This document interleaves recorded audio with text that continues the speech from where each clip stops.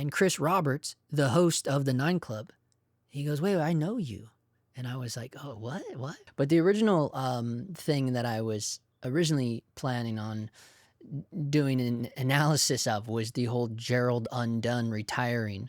So he put out a video announcing his big retirement, just from doing camera reviews, not from YouTube in general. And then, of course, you know, Jared Poland, Fro knows, I guess he just interviewed him and dropped the video 5 hours ago. But this is what I mean. It's like, because I only know about this because someone sent me this. They DM'd me this saying something about how, I don't know, I started the revolution. I don't know. I don't know what the thing was about, but yeah, you know, I don't care one way or the other about it, to be completely honest. Like, it's like when you first get those messages, you know, like kind of, I don't know if something in me has shifted or changed or whatever, but, you know, I think maybe 6 months ago, I would have done a whole live stream on fucking, you know, the whole Gerald Undone retirement thing just to like make a big laugh of it or whatever, or just kind of roast him a little bit or whatever. But my energy can't even be peeled that far to even care nowadays, which I think is probably a good thing. Yeah, that's probably a really nice position to be in, where you don't have to be, you know, I don't have to be the court jester of the goddamn YouTube camera world anymore, you know, which is kind of nice, even though I kind of still am, depending on how you look at the freeway life, you know, because they're really just cracking jokes over there the whole time. But really my energy has gone full hog over there, just to be completely honest. So that's why I haven't really done anything on the main YouTube for a while. I've just been definitely putting all my eggs into a new basket. And maybe we kind of saw this coming anyways, but I mean, the plan is that I wanted to do a live stream about NAB's announcements, you know, but they didn't announce anything cool. You know, there just wasn't anything cool, in my opinion, that was announced. You know, there was like some Confinity stuff. There was something with Airy. Because what I did last night, I pulled it all up on B&H because I was just curious, and they have like the whole lineup, you know, because I've been kind of out of the loop, not really paying a lot of attention. I mean, see, there's obviously this stuff like a new Hollyland, a new Atomos, some new Rode Link wireless mics, and yeah, I did see this because B&H sent me a thing, this crazy new Black Magic Design broadcast camera.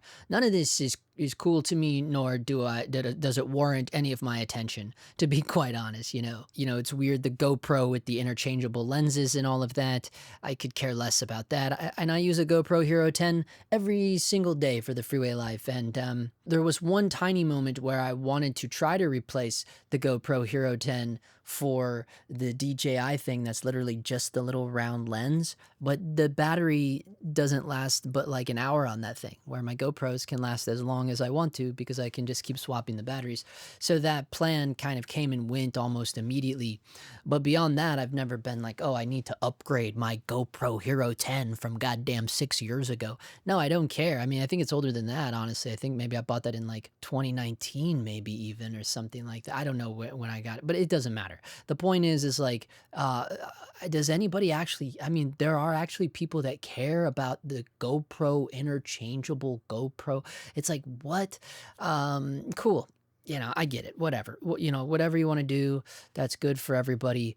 Me in particular, you know, nothing moved the needle for me, you know, honestly, since the beginning. So I don't know if that says more about me, of where I am and what I care about gear and all of that, or honestly, I mean, I think there is a little bit of that, but also like, literally, I think this was probably the most lame NAB in terms of what was released since I've been fucking with cameras, and that goes back to 2017, right?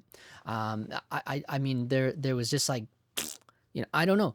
Some of you might feel sad right now for me saying that. Maybe you were like super pumped about this crazy goddamn Blackmagic 100G thing.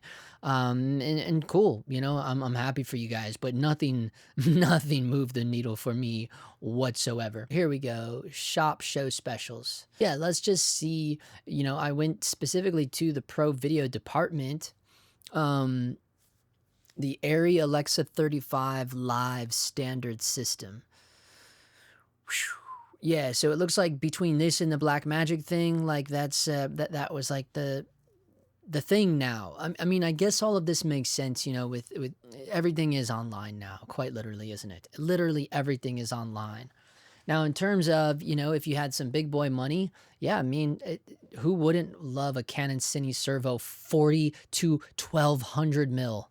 That is insane. A 40 millimeter to a 1200 millimeter. But again, this is just like, I don't know. I guess my days of window shopping have come to an end, because it is gnarly when you read that. You're like, what, a Cine Servo 40 to 1200? But at the same time, I just don't have any feeling towards it. You know what I mean?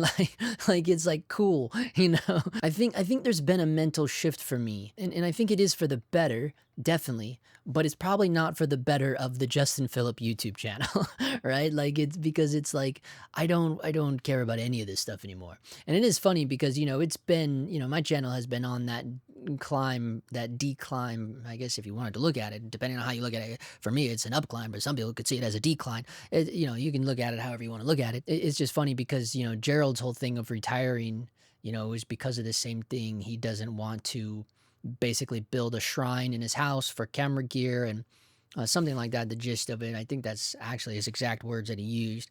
And he doesn't really want to keep doing reviews about gear he doesn't care about.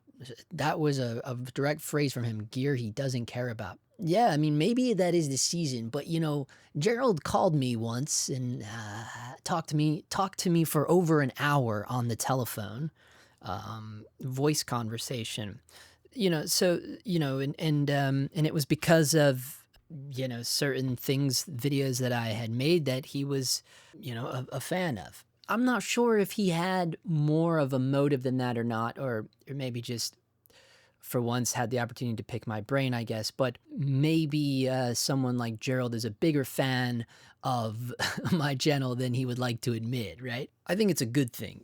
I think it's a good thing that more people can step out of that realm of, the whole thing that pissed me off for years was disguising paid commercials as reviews, quote unquote reviews, to find out that, because there's always, everybody always says that, well, they got it for free. Look, there's a huge difference between getting a product for free and making a review about it, which I have done lots of things like that, versus like someone sending you the product for free on top of a check for 20 grand, right? Big difference, right? Look, even if 20 grand is for the big boys, even if it's only a grand, even if the check is 1 grand, it changes the atmosphere about the way you're going to present your opinions on that product. It just is. I don't care who you are. You will never win this debate with me by arguing that, no, it wouldn't matter. I would still say, no, you wouldn't. No, you wouldn't. You just wouldn't. And because it's already been tainted. Your opinions, your rawest, most pure form, honest opinions have been tainted because money has been put in your pocket. So now you are thinking about, well, we don't want to soil a potential future relationship here, right? That's the first thing you'll be thinking about. You'll be thinking about, I wonder how much the next check can be, right? Like these are things that you think about. And this is why very rarely did I allow things like that to happen. When they did happen in my circumstance, Cordbag, for instance, Cordbag was sending me a monthly amount, but that's because they were a sponsor of the channel, not a sponsor of a video. And I did it like that on purpose, right? So that's why for a few videos there, you would see like random mid-roll ads of my own talking about Cordbag. Because it was just a way that, I basically did a mini ad for Cordbag within other videos, right? Because it was an ad that they paid for. You know what I mean? Do you understand what I'm saying? So that's how I have presented those things. So now you take that information and you go look and see how other creators make videos. Like, I hate to keep bringing it up, but the Cam Mackey with his DJI viral video that DJI paid ads for, apparently to make it go viral or whatever. Either way, yeah, that's a big difference, right? It's a high production value. Well, again, we've talked about this. If DJI is gonna pay for you to make a big kick-ass long form ad for you disguised as a gear review, then yeah, you'll have the production value to get the cool car rig and get all the shit you want and get your boys over there with their Teslas and all the cool shit they got. Of course, we all could. You could, I could. If you can't, then you just flat out suck, right? Like, because here's the reality. If you're someone like me, I would go, okay, cool. Well, I don't want to shoot this thing, right? I want to direct it. So then I'll hire someone to shoot it and I can fully just focus on the directing, right? That's how I operate. Well, because I'm a filmmaker, right? But I'm imagining that's how these other content creators approach it as well, right? That's why they have to create whole little groups, like little fraternity clubs, like the creator team, right? They all get together and they rally together and they can help each other out. That's kind of a smart frat boy thing to do, right? Because that's a way that, well, one, I can guarantee that, they're not paying each other. It'd be cool if they were. I could be wrong. Maybe they are paying each other. But I would assume that, operations like that work on like favor systems, like, oh, I do this, we're going to do this video for him, and then we'll go over there and do that video for him. And they all kind of like work on each other's little YouTube crews to get their like high-end reviews made, which we know are just commercials. So it's like, look, guys, when you're talking to someone like me, someone that bowed down from acting, and I was regularly working as an actor. Indie movies, the Lionsgate movie, the Lifetime movies. I've done a handful of stuff on the, just random little co-star spots. Like a working actor, right? When I stepped down from that, because of the problems I had with my commercial agent and all they want to do is push you to do commercials, and not wanting to get you onto the narrative side of things because, well, no, we got to keep doing these commercials. Well, why? Because we all know the commercials pay more, right? And someone like me, I couldn't justify, having the skill set and the little pieces of paper that I have, a little trail behind me of all this training and stuff. I couldn't take everything that I had been taught and go, yeah, this is what I'm doing it for the money. This is why I fucking studied at the Stanislavski Moscow Art Theater School. It was so I can make 40 grand on this cheeseburger commercial when I don't even fucking eat cheeseburgers because I fucking hate McDonald's. But hey, I'm going to get that check, bro. You know what I mean? Like, it's fine that people do that. But there's a problem in my brain where I'm just not programmed to do that. It's one thing if they just come to my house, they pick me up and they go, hey, we're going to put you in this commercial or whatever. That's cool. Fine. Whatever. Fine. Then I'll fucking take the money. But to devote a life of actively seeking that out, that's the part I refuse to do. I'm not going to actively seek out whoring myself out for commercial brands just because my agent wants to do that because he knows it's going to bring me more money, and then he doesn't want to waste his time with the movies, even though that's what you're actually trying to do is the film and television route. But no, they just want to keep pushing you in the commercial world, right? Because that's how fucking Hollywood actually works, right? So then when you bow down from that and then you start doing your own little fucking YouTube thing, and then you find out, fuck, that poison also exists in YouTube land, that just kind of stabs you from both sides, And when you're someone like me, just like this fucking pathetic little tortured artist or whatever I seem to be, right? Like, like a lot of self-torture, obviously, because I could just bow down and play the game, right? Like a normal, sane person would just bow down and play the game, and laugh all the way to the bank. But there is a problem with the way my brain is made. The chemicals in my brain just won't allow me to do that all the time, right? And I say all the time because, yeah, I did my fair share of acting in commercials. I've done my fair share of gaffing big things, and I've done it. I've done it. I can't sit here and lie and say I've never done any of it. I have done it, but I can't actively seek it out, right? And that's the key point right there. If you find yourself actively seeking out these things just because of the financial gain, the economic gain, because of the money, if that's why you're actively seeking out art is for money, I would argue that you're not an artist, right? The artist is not caring about how much financial gain they are going to receive from the art that they're creating. That's not the fucking point. right? You know what I mean? That's, going back to the idea of when the cavemen were in the caves making shadows with the fire, right? That's where it all stems. You're doing it for the sake of the art, the entertainment, the value of what you can bring, right? Not the value that you're gonna bring to yourself with all the bullshit you're gonna buy with some fucking money that fucking McDonald's is gonna give you, right? You know what I mean? So look, I guess it's more of like a philosophical argument, and it's hard because, yeah, we all need money to live. Like, I get it. Like, we need it to survive. Even tortured, starving artists. Like, yeah, I get it. I get it. The problem is that, I will never applaud people for doing it, and I will certainly never sit idly by while knowing people are doing it and trying to pretend like they're not doing that thing, right?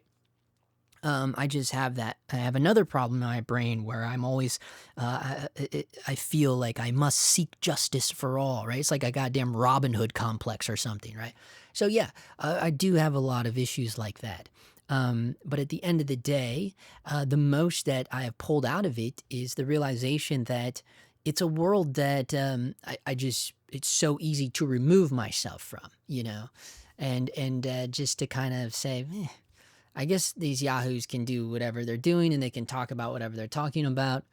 Because, honestly, even if they had made some cool new Sony announcement or something, and if I did the live stream, I mean, I can't say that. Like, the live streams are still fun because the live streams go all over the place, right? Because people provoke me or they ask me questions about bullshit. So we will have to get back to the live streams just for the sake of just the interaction of it all. I like interacting with all of you, and that's the fun part to me about the live stream. But the downside of it is you got to do the hook, right? You got to make the fucking thumbnail so people will know. But the live streams are never really about that anyway. So I guess I don't have to overthink that too much, right? But that's why we haven't really been doing anything on my main channel, because it's like I don't know what to do. And I think a lot of it is because my energy has been pulled all the way 100% into the freeway life direction. It's just really been better for me, like, for mental health and physical health, because I'm out there all the time. It's been a really nice, refreshing thing to have, to focus on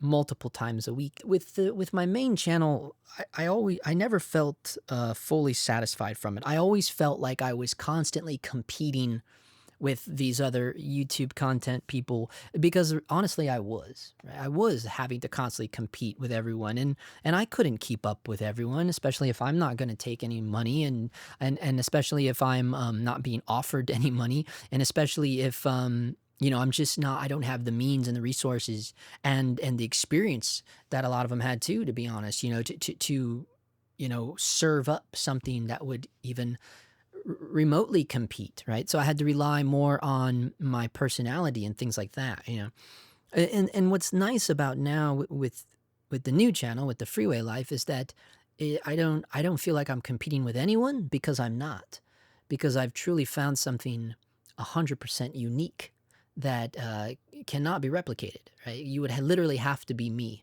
right?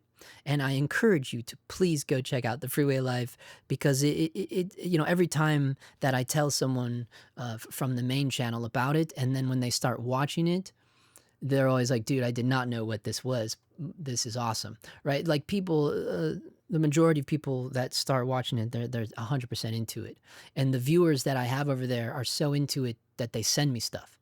Like, companies aren't sending me, well, Wotancraft still sends me stuff, the camera bag and strap company. So that's cool. But no, the people, like the viewers of the channel, are sending me boxes of film and lenses, and it's crazy, right? And this is like immediate, it's the beginning, and it's way different, it's very philosophical and humorous, and lots of moving and travel involved in, and I try my best to capture my version of cinematic street art, mainly for the video. I don't know if I'd call the film photography cinematic, but definitely the video, I do try, it's little documentary pieces that I narrate on the fly as we're out there. And it's quite ridiculous, as you can imagine. That's been nice to have that feeling of like I'm not competing with anyone anymore. And something else that I've noticed too is like the people that are into it, the people that are engaging with it, they let me know. And for the first time, the people's reaction, they are actually enjoying the work, which is different than my main Justin Phillip filmmaking channel. Isn't that funny? Like, nobody has ever been or ever publicly admitted that they were a fan of my work over there, right? They definitely have admitted they're a fan of me, but never of what I was doing. And that always, obviously that sucks. But with the freeway life, people are vocal. People are publicly saying like, dude, I love this. Like they love the work. And that's such a huge difference. The fact that they're liking what I'm creating, I never felt that before on the main channel, which is funny because it's like flip-flop. But I think it's the reality of, I think on my main channel, I was constantly trying to create a certain kind of thing, or like maybe even imitate or copy a certain thing. But on the freeway life, everything just happened at the perfect time because I don't care anymore. And that's kind of the whole point of it, like, to be free, and so what I'm creating is just whatever the fuck I want to, and I think it's because of not feeling like I'm competing with anyone. Kind of gives me that freedom to just do whatever I want. And also because it is a brand new channel built from the bottom, it's not classified as, it's not going to bring in the types of critics that are running amok on my other channel. It brings in a different audience, right? Dare I say, an audience that craves real art, or at least, I don't know if I should label it real art, but I would certainly call it honest, right? It's very honest and it's very raw, and I think that now, certainly in the time of AI, I guess it all makes sense why I would be doing it, right? Certainly someone like me, of my brain chemicals and things, of like, yeah, this is what needs to happen, and this is why it needs to happen now. And it is happening. It's already happening. Okay, here's an example, right? So there's been 3 separate times where I've been shooting in downtown Los Angeles, and I rip around on my penny board. It's a whole thing. If you don't, I'm telling you, if you haven't checked, you must check it out. I apologize because it is kind of like a promotion, but I think it ties in with kind of this reality of like, I always think about that that Paul Simon song where he's like, just hop on a bus, Gus, and get yourself free. He's talking. It's called 50 Ways to Leave Your Lover. But I mean, you can listen to it and you can kind of look at it in any way. It doesn't have to be about leaving like a partner or something. You could look at it as a metaphor of leaving something else, like closing one chapter of your life and stepping into a new one. And I do feel like that is. But at the same time, I don't want to freak anybody. I don't want to scare anybody. Like, I am going to be doing live. I definitely at least will still be doing live streams on the Justin Phillip YouTube channel.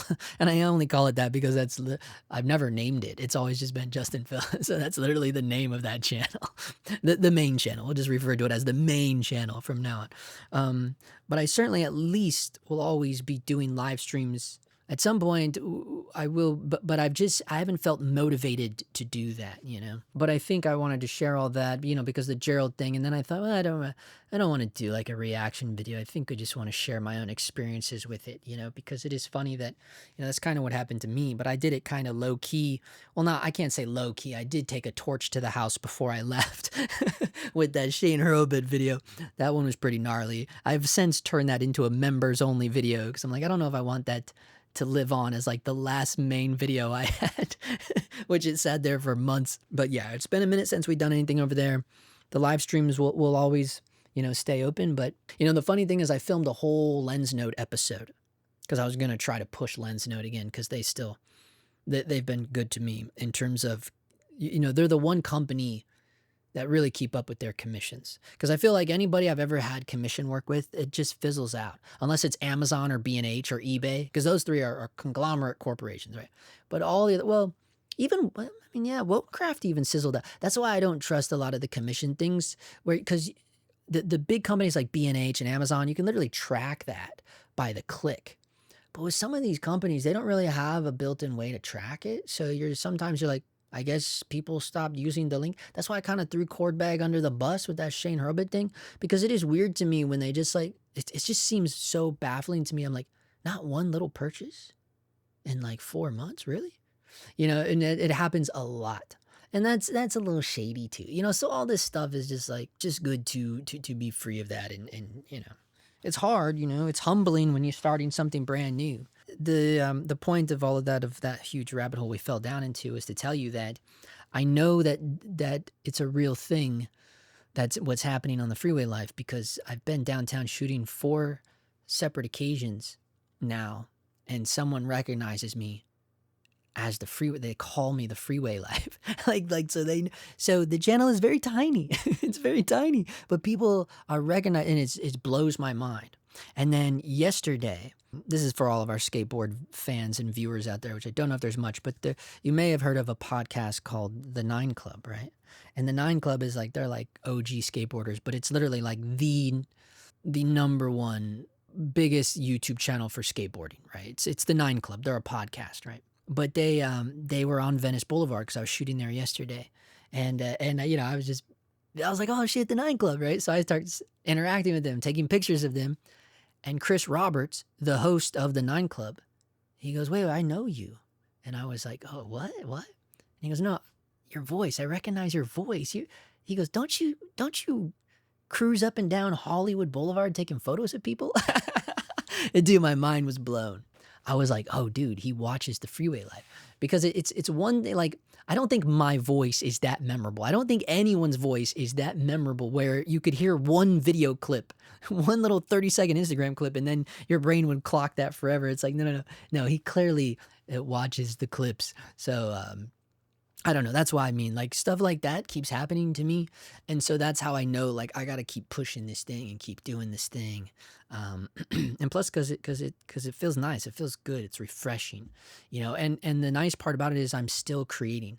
And I would argue that I'm creating more meaningful stuff than I ever tried to do on my other channel, because I feel like even though I wasn't like taking one in from the companies, I kind of still was bowing down to the companies, like I was. Let's be real, because if like anytime GVM wanted to send me their dumb light, I would take it because I'm like, yeah, it's a free light, right? So, I was still kind of always serving it up for a company in a way, it's just good to not have that mindset at all, and just be like, I'm not trying to make these videos to get the attention of anybody, man. And look, it's fine. If you want to shill, you can shill. I think I've gotten to the point where I can, be fine if someone wants to be a shill, but, there'll always be a part of me that will laugh at you.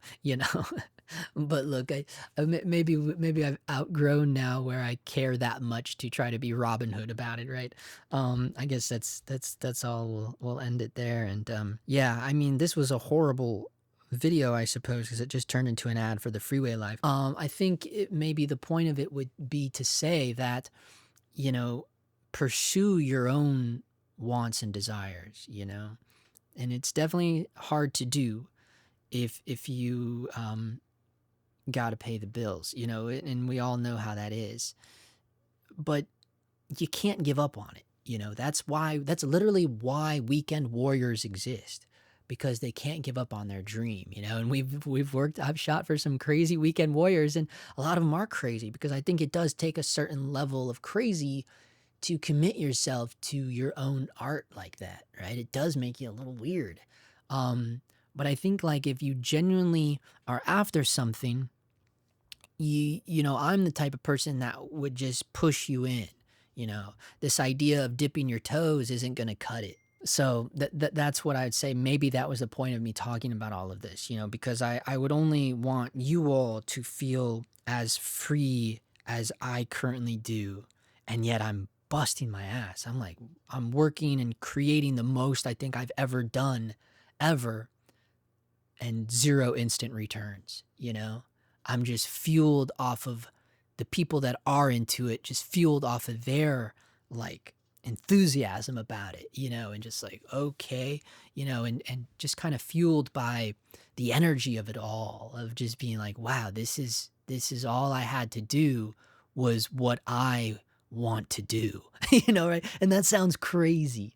But again, I tie it all full circle back around to Greg Williams, right? I've talked about that where I took the Greg Williams workshop, and that's one thing he taught us in the workshop, in the pro skills workshop.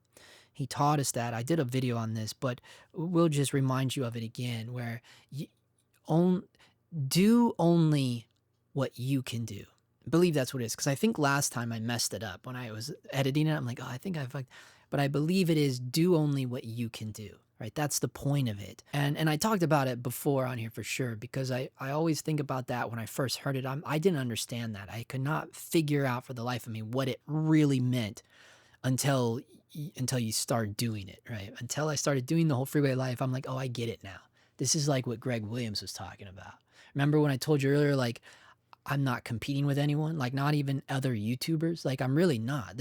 I am the number one in this specific niche, right? That's what I mean. That's how unique it is. Like what I'm doing, street photography, documentary at its core, that's not unique. Riding a penny board, street POV, none of those are unique. But when you combine all those things together with the secret ingredient, which is me, right? Just me as a human being, how my brain works, my personality, my sense of humor, my sense of performance, that my whole being mixed with those other two things. That's what I mean. As an entire whole, it is 100% unique, right? And that's what Greg Williams is talking about, right? Do only what you can do. And you all have it, right? Whatever it is, you already have it. You just got to figure out how to tap into it.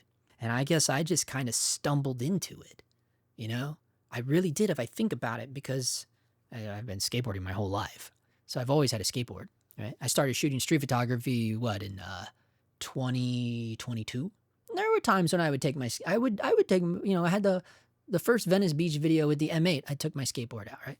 I definitely done it, but it never, I don't know, it never occurred to me to like host, like it's almost like I'm a man on the street.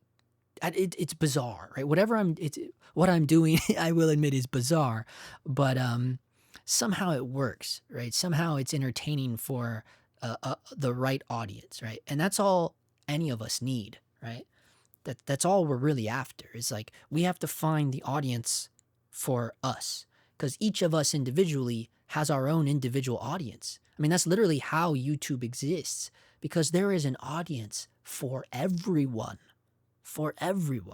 right?